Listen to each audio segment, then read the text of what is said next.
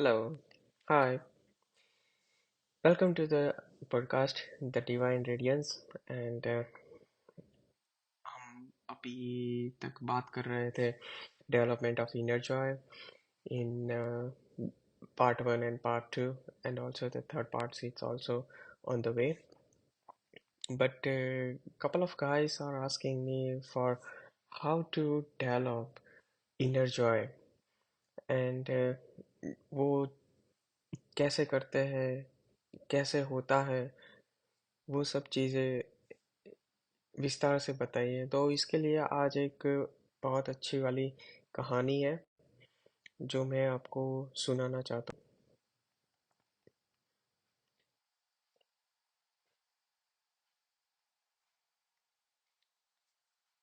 तो कहानी ये है कि एवलिन का बगीचा, एक्चुअली एवलिन का कानाफूसी का बगीचा।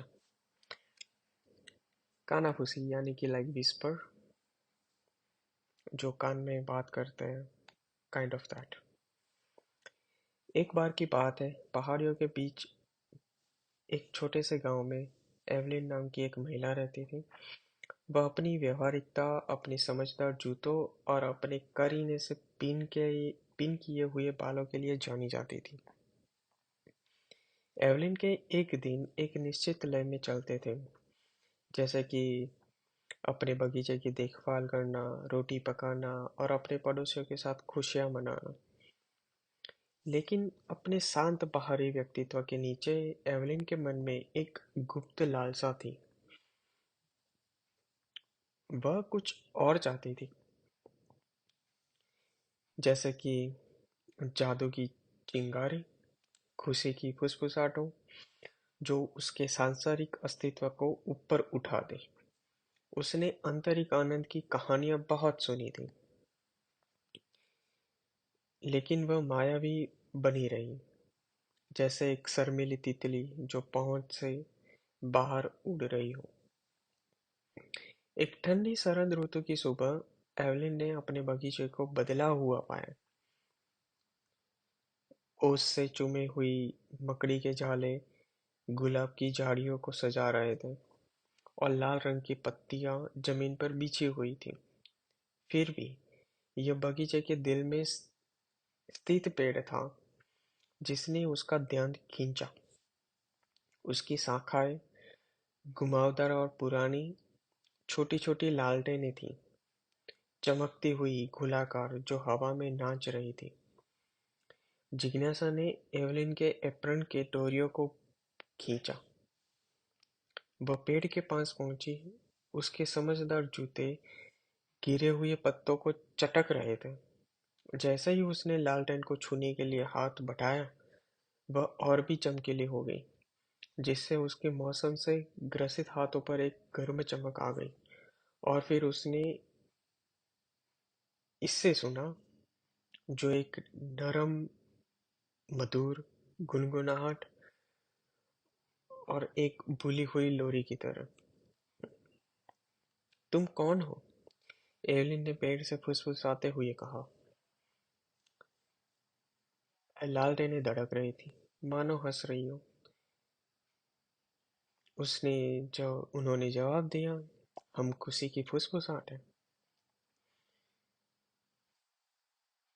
वे पल जिन्हें तुमने अनदेखा कर दिया, बच्चों की हंसी, बारिश की खुशबू, ताजी चुनी हुई स्ट्रॉबेरी का स्वाद। एवलिन ने सुना, उसका दिल धड़क रहा था। उसे वह दिन याद आया जब उसने एक अजनबी के साथ अपनी छतरी साझा की थी, जिस तरह से बारिश की बूंदें उसकी त्वचा पर नाच रही थी। फिर उसे स्ट्रॉबेरी का स्वाद ही याद आया, मीठा और धूप से लथपथ, और गांव के चौक में टेल रहे टैग खेल रहे बच्चों की हंसी। लालटेन ने उसे सादगी में खुशी तलाशने के लिए प्रेरित किया, अपने दिनों को सजाने वाले साधारण चमत्कारों पर ध्यान देने के लिए। इसीलिए एवलिन ने अपनी खोज शुरू की। उसने कैमोमाइल चाय बनाई और उसकी गर्माहट का आनंद लिया। वह बारिश में नंगे पांव नाचती रही, एक बच्चे की तरह घूमती रही। उसने अतिरिक्त दालचीनी के साथ रोटी पकाई, जिससे उसका घर उसकी सुखदायक खुशबू से भर गया। जैसे जैसे मौसम बदलता गया, वैसे वैसे एवलिन भी बदलती हुई। उसके समझदार जूतों की जगह रंगीन सैंडल आ गए और उसके बाल खुले खुले हो गए। वह अपने पड़ोसियों के साथ हंसती, कहानियां साझा करती और यहाँ तक कि अपने बगीचे के कोनों को जंगली फूल भी लगाती। लालटेनें और भी चमक उठी और उनकी गुनगुनाहट उसका निरंतर साथी बन गई।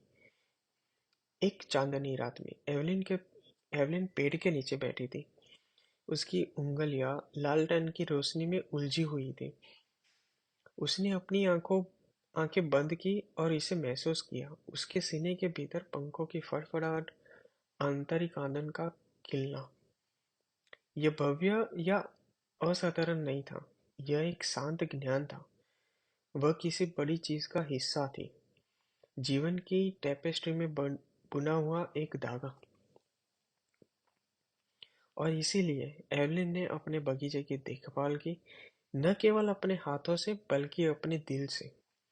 उसने गुलाबों को रहस्य बताया और वे गुलाबी और सुनहरे रंगों में खिल गए। वह जुगनुओं के साथ नाचती थी, उसकी हंसी रात भर गूंजती रहती थी। और जब गांव वालों ने उसके बदलाव के बारे में पूछा, तो वह बस मुस्कुराए और बोली, मुझे फुसफुसाहटों में खुशी मिली। तब से एल्विन का बगीचा उन लोगों के लिए एक आश्रय स्थल बन गया जो सांत्वना की तलाश में थे। उन्होंने भी लालटेन, गुनगुनाहट और आंतरिक आनंद के जादू की खोज की।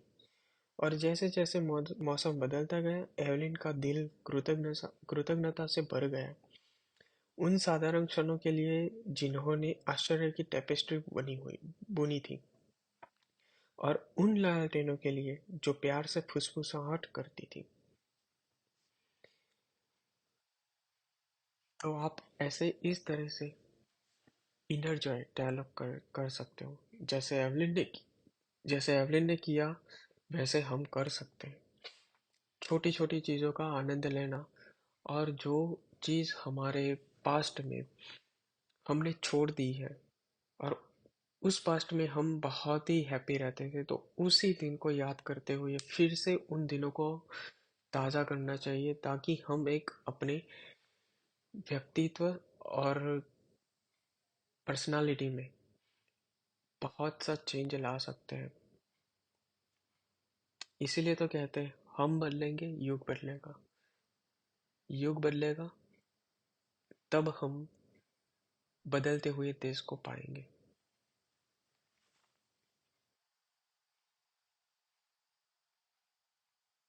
And thank you guys for the listening.